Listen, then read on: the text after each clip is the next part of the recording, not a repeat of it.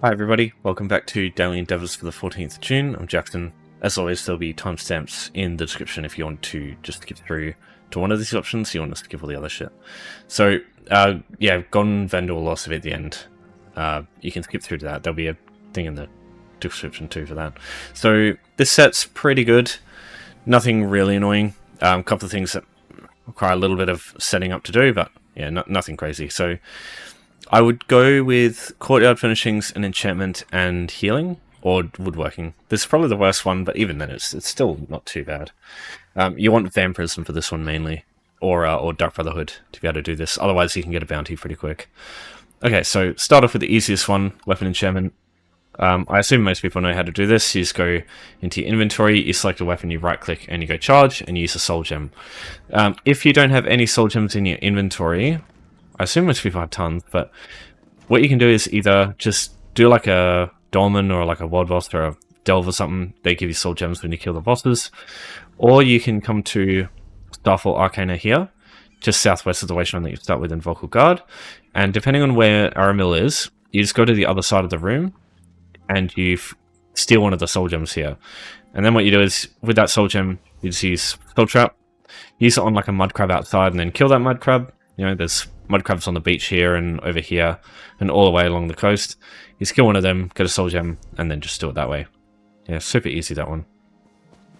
Alright, so a couple of preparation steps to make for Courtyard Furnishings and for healing in Battlegrounds, Cyrodiil, or Imperial City, if you want to do those two. You can basically do all of this just by coming to Rosy Lion Inn, just south of the Daggerfall Wasteland that you start with. So it's very easy to get here. You can do this in Auradon too, but it's just everything is a little bit more spread out.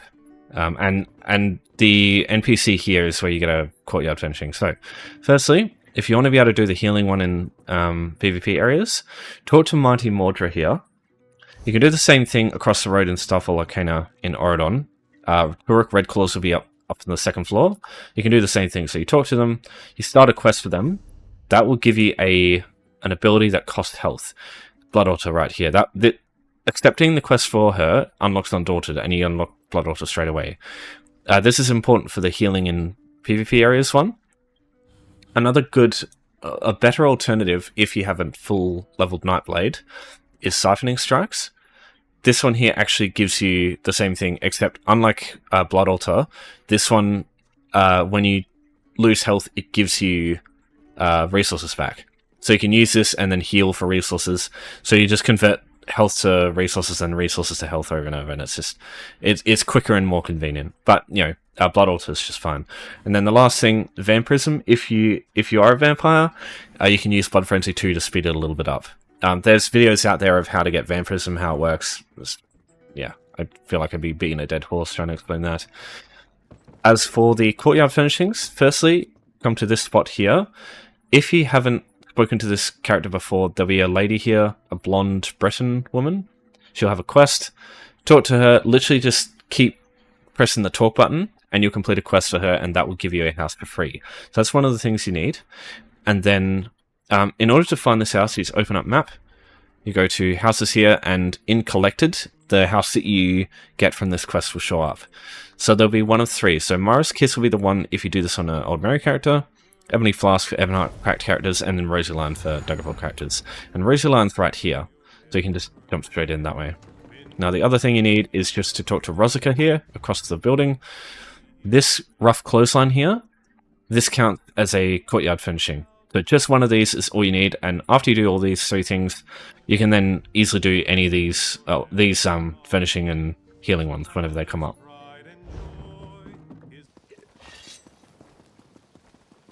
Once you've done those three things, talking to the Orc, Roksa, and then getting the house, you can do this one and this one whenever you're ready. Now, I'd do them last, because what you can do is you can do the other stuff, and then once they're done, you can immediately travel to your house, and then, like from anywhere, and then from your house you can travel straight to Cyrodiil. So it's just convenience, right? Like, you're not running around doing, like, to get to each thing. You can just go to the one that you need to run around for, and then just port straight into the other locations. It's really good. Woodworking. you can craft any of these items here. I'd recommend using these ones, just not shields because they cost twice as much. You just need a bit of woodworking materials. Maple is the one you'll have at level 1, and then you'll need some star materials. So firstly, if you want to get your hands on star materials, talk to any carpenter. These guys will usually be somewhere near the woodworking station. If you can't find them, just check on the map. There'll be carpenter, and then it'll say what their name is. So these guys sell infinite sources of star materials, and so you can just buy these for 15 gold each. So yeah, as many as you need. So you just need 4, which is 60 gold. Not much. As for getting your hands on some woodworking materials, like maple, there's 3 ways. Quickest way is to usually talk to a guild trader. You go to materials, woodworking, and then material, the middle of the 3 here. And then you'll find some standard items. So some standard maple here for 5 gold a piece. That's pretty good. So just buy a stack of that, and then whenever these crafting with woodworking ones come up, you can do these ones without much preparation. You can also do the deconstruct ones by constructing your own and then deconstructing the ones you made. So that can work both ways. I would much prefer picking up items from the environment and deconstructing those that way though. So the other 2 ways, one is to just go out and find logs of wood. You can do that too. Just understand your level might impact what spawns, and you might not be able to use some of it. But you'll get some stuff at least. So you need like 20 maple to refine in order to get enough. The other way is to use hirelings. So if you go craft, go to woodworking, and get passes into the lumberjack hireling, this will slowly give you resources, but you'd need to collect resources slowly over time. Like this, it'll only give you like 10 usually, or like 3. So this alone isn't good enough to do on one day, but what you can do is get these hirelings, and over time they'll give you resources, and whenever these ones come up, you can use those resources whenever the to craft whenever these endeavors come up. So the last thing is writs. So writs, TLDR, it asks you just to craft 3 woodworking items and hand them into a area, put them in a couple of boxes and stuff. These are worth doing, I think, because you can get a couple of good things. Writs give you surveys. They give you higher quality upgrade mats, like the gold, like the Rosen and stuff like that. You can complete quests in other endeavors. You can do all sorts of things. So it can be handy to have access to writs, because surveys come up as endeavors every now and then, quite frequently these days. So yeah, it's good to have as an option. Now I'll cover killing people. So the way you do this, naturally, interesting. The way you normally do this, right? You'd think just go up to people and just attack them, but as you can see, you get a bounty super quick as soon as you do that. So killing 4 people that way will rack up quite a bit of a bounty early on. There's a couple of ways to avoid this.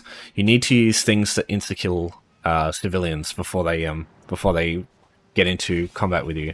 So one of them is Vampirism, the other one is Dark Brotherhood using the Blade of Woe. So I don't have access to Dark Brotherhood Blade of Woe on this character, but I do have Vampirism, which is literally the same, just at a different range. So this feed option comes up, and I can feed on people. So that counts as killing someone, but I didn't increase my bounty at all because no one was around to see. Because there's nobody around to see, and if I attack this guy, I instantly get a bounty as soon as I get into combat with him. So yeah, that's why you want to use something that removes, that takes away all their health instantly. Otherwise, that'll happen. Yeah, so you still can't do it to one of these people, for example, though, because you'll still get a bounty because the other person will see it. So that's what I would suggest. Go around, find some civilians to assassinate like that, and just try and do it in a place where nobody's going to see you. So here is an example. So just feed on this guy, and that'll be it. Now, if you don't know what constitutes to a person or people, because going out into the wilderness and killing a bunch of humanoids isn't going to work for this. It has to be civilians. So if you want to know who works for this, go into your settings and go to prevent attacking innocents and make sure this is set to off. If this is on, you won't be able to do this endeavor. When it's off, Oh, sorry. Yeah. When it's off, if you go into the around and you see people with these white outlines, these are the people who can be killed. Now, guards will also have the same thing, but guards are invulnerable. You can't kill guards, so just avoid them at all costs. Yeah, so these guys here, I could go up to that guy and kill him with Vampirism. So that's how you know who counts for people as far as this endeavor goes.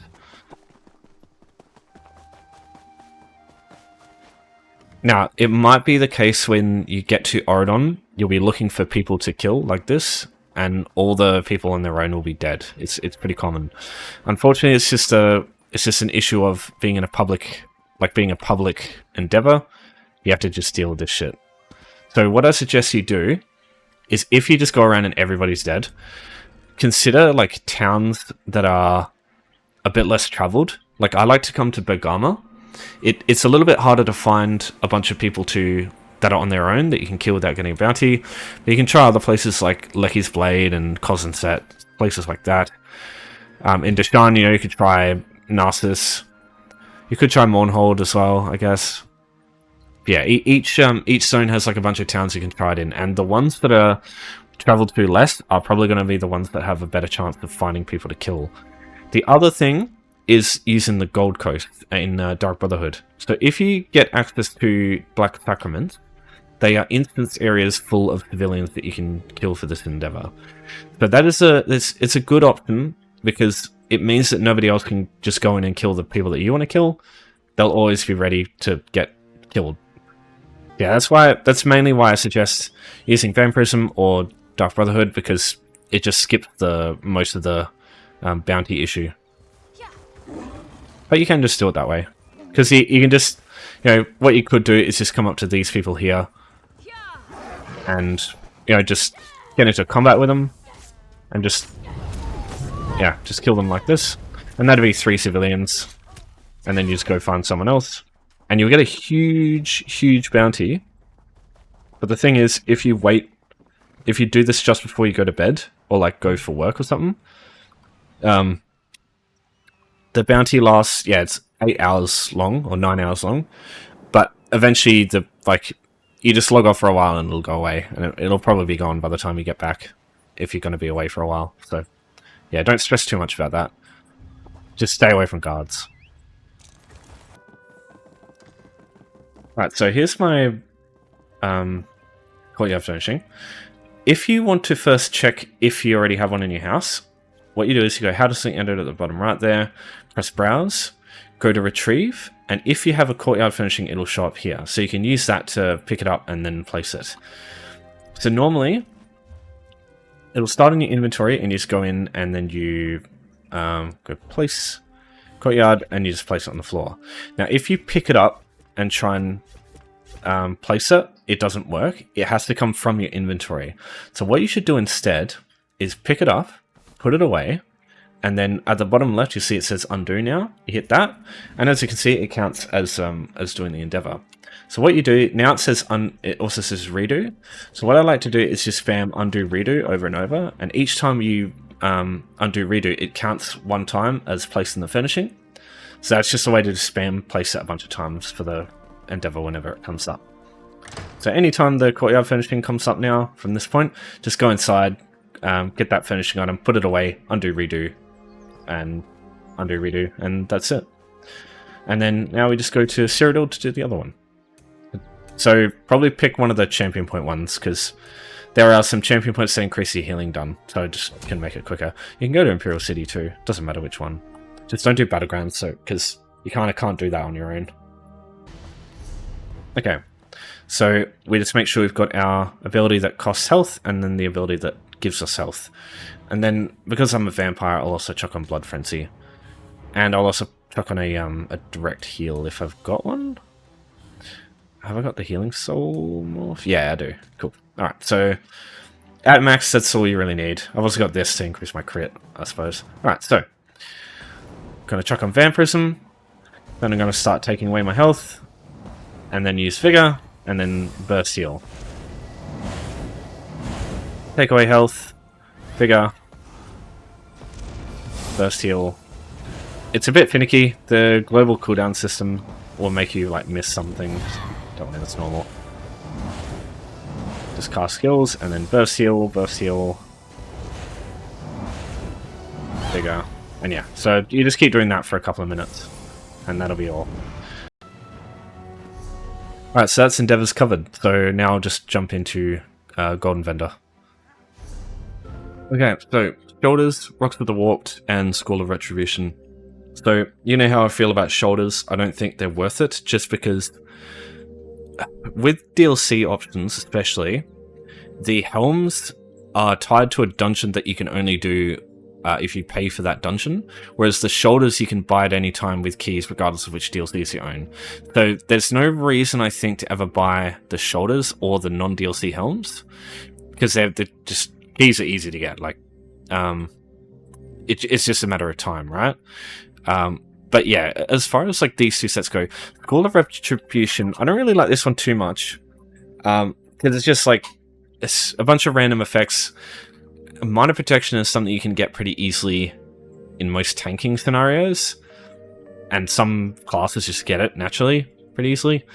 And it's, as far as I'm aware, it's not a super important thing, not worth giving up your entire monster helm or monster set for. And the other things, damage shield and the health. The heal is based on your max health. I don't have much on this character. In fact, let me just go and check.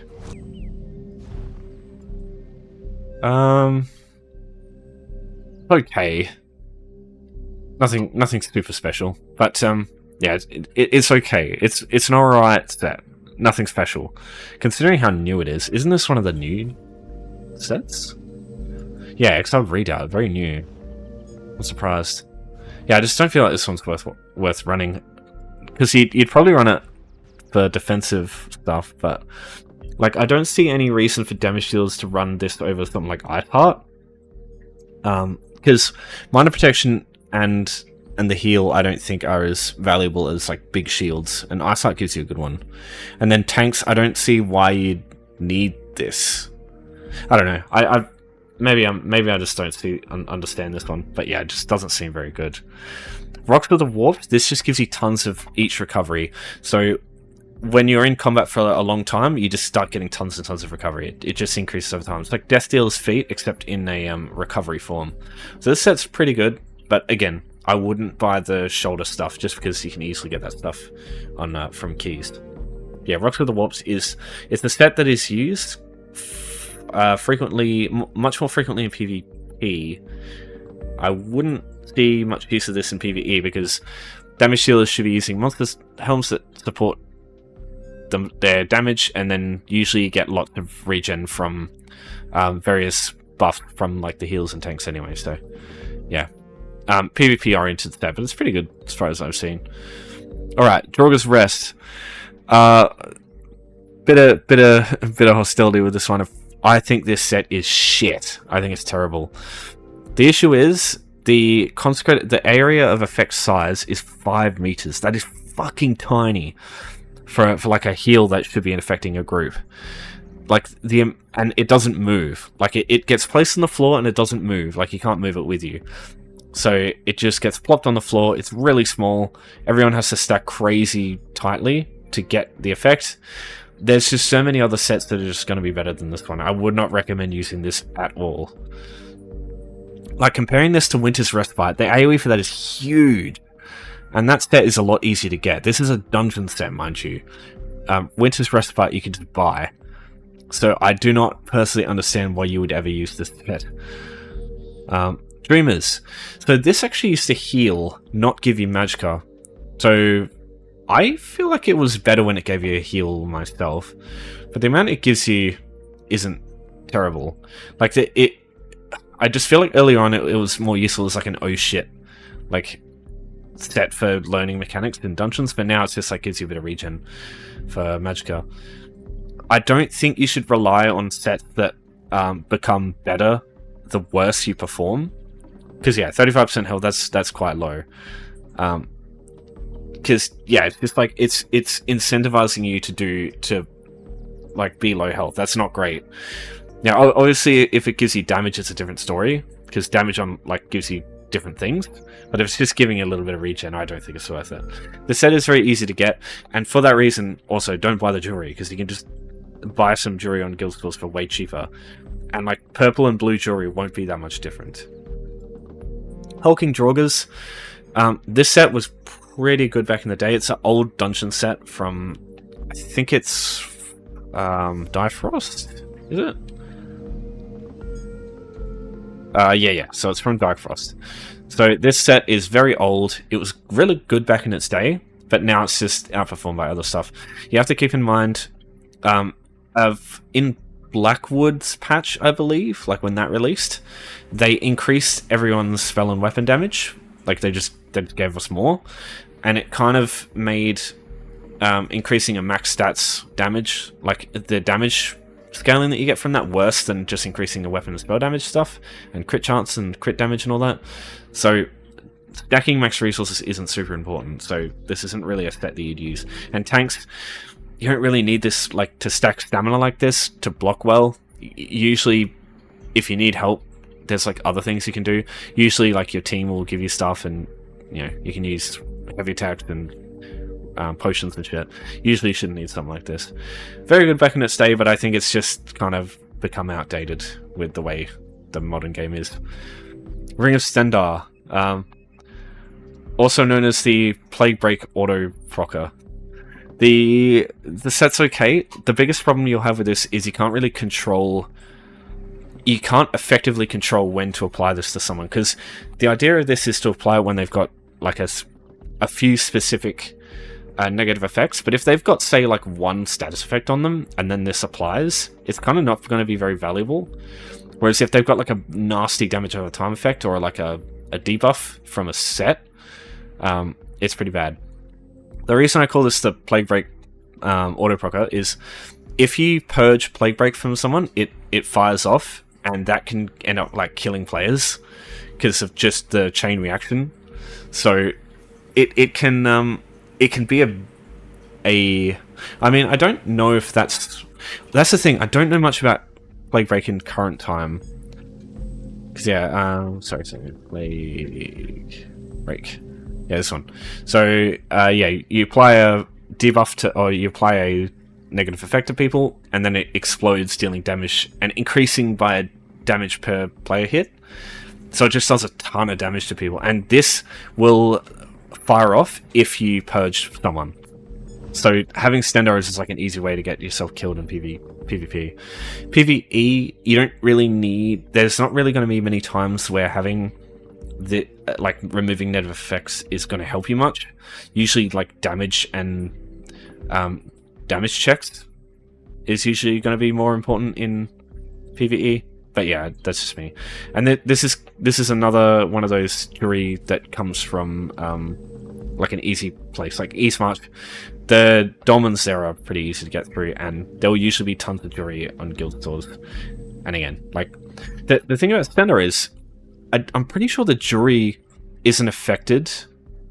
Like the quality doesn't impact how often the set will fire. Hold on. Oh, let me just look that up. That'll be the last thing. So yeah, so blue quality, still 30 seconds. So buying gold jewelry just for the sake of getting Stendarr is not worth it, because you know, like gold and like purple and blue jewelry, sure, it's not as good, but you're spending way less resources to get something that has almost exactly the same effect, because the negative effects removal, yeah, the cooldown doesn't change, and that's kind of the main reason you'd run this, right? So yeah, I don't feel it's worth it ever buying jewelry that doesn't, like buying gold jewelry that doesn't impact the 5-piece, when you can just buy blue and purple stuff and just have basically the same effect. Anyway, if you're worried about min-maxing anyway, this is not a set you want to run. Right, so that's everything. Gone, better done. So if you have any questions, as always, just let me know. But yeah, Daily Sun. So thanks everyone for watching. Thanks for your support as always. I really do appreciate it.